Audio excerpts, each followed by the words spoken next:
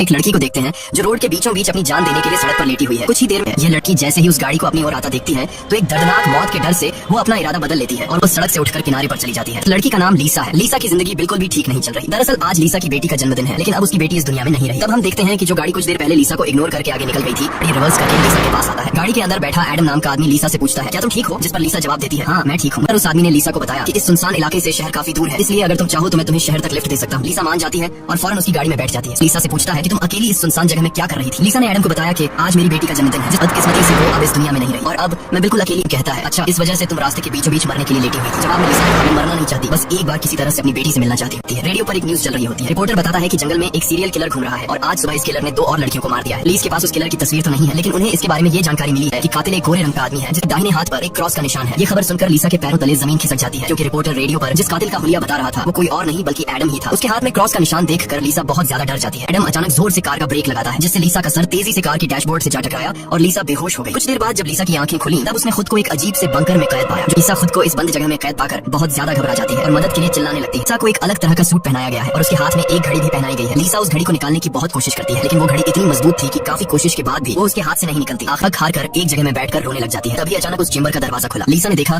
कि दरवाजे की दूसरी ओर एक सुरंग है। उस सुरंग के एंड से रोशनी नजर आ रही थी। लीसा को समझ आया कि अगर इस जगह से बाहर निकलना है तो इस सुरंग से होकर निकलना पड़ेगा। लेकिन जैसे ही वो सुरंग के अंदर चली गई तभी अचानक उसके पीछे उस चेंबर का दरवाजा अपने आप बंद हो गया। ये देखकर लीसा की सांस रुक गई और अब उसे समझ आया कि वो पहले से भी ज्यादा खतरनाक जगह में फंस गई है। तभी अचानक लीसा के हाथ में बंधे ब्रेसलेट में अलार्म बजने लगा और 11 मिनट का टाइमर सेट हुआ। ये देखकर लीसा समझ गई कि मुझे 11 मिनट में यहाँ से निकलना होगा। इसीलिए लीसा अपने हाथों और पैरों के बल रेंगती हुई जल्दी से उस रोशनी की तरफ बढ़ने लगी। लेकिन जैसे ही वो उस रोशनी के करीब होती जा रही थी तभी अचानक उस सुरंग का आगे का दरवाजा धीरे धीरे बंद होने लगा। ये देख उस दरवाजे के पास पहुंची तो वो दरवाजा पूरी तरह से बंद हो चुका था। लीसा को कुछ समझ नहीं आ रहा था कि अब यहाँ से कैसे निकला जाए। ये बढ़ते हुए एक ऐसी जगह पर पहुंच जाती है जहाँ एक प्लेटफॉर्म की तरह 2 रास्ते बने हुए थे। एक रास्ता ऊपर से जा रहा था और दूसरा रास्ता नीचे से। लीसा को कुछ समझ नहीं आया और वो ऊपर के रास्ते को चुनती हुई घुटनों के बल आगे बढ़ने लगी। लेकिन थोड़ा आगे जाते ही नीचे का फ्लोर ऊपर उठने लगा के एंड तक उसका हाथ पहुंच जाता है और जैसे ही वो रास्ता पूरी तरह से बंद होने वाला था लीसा अपनी जान बचाकर वहाँ से निकलने में कामयाब हो जाती है। खुद को कुचलने से बचाकर वो एक सुकून की सांस लेती है, लेकिन उसे पता नहीं था कि अब उसके लिए मुश्किलें और भी बढ़ने वाली। घड़ी में अलार्म बज उठा। ये अलार्म बता रहा था कि आधा समय बीत चुका है और अब उसके पास सिर्फ 5 मिनट बाकी है। इसीलिए वो अब फिर से आगे बढ़ने लगी। जहाँ उसे थोड़ी दूर जाते ही रास्ते में कोई इंसान लेटा हुआ दिखाई दिया। लीसा जब उसके करीब आई तो उसने देखा कि वो कोई जिंदा इंसान नहीं बल्कि एक जली हुई डेड बॉडी है। लीसा को समझ आ गया कि ये इंसान भी मेरी तरह